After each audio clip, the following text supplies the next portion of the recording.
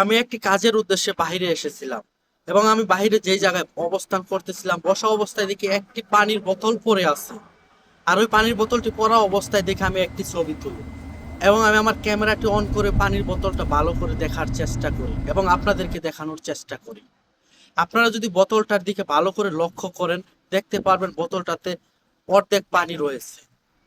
আমি হাত দিয়ে আমি আপনাদেরকে দেখানোর চেষ্টা করলাম বোতলটাতে অর্ধেক পানি আছে, কিন্তু অর্ধেক পানি থাকা অবস্থায় অর্ধেক পানি খেয়ে বোতলটা ছুঁড়ে ফেলে দিছে।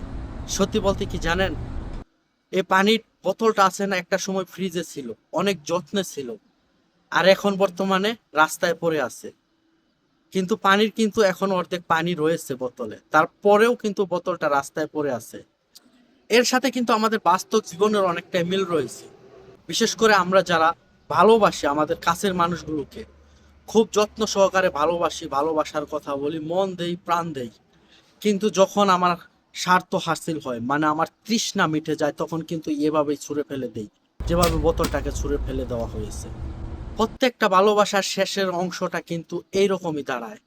যতক্ষণ পর্যন্ত তার তৃষ্ণা নাম মিটে ততক্ষণ পর্যন্ত সে ভালোবাসে, আর যখন তার তৃষ্ণা মিটে যায়, ঠিক বোতলটা যেভাবে ছুঁড়ে ফেলে দেওয়া হয়েছে এভাবে ছুঁড়ে ফেলে দেওয়া হয়।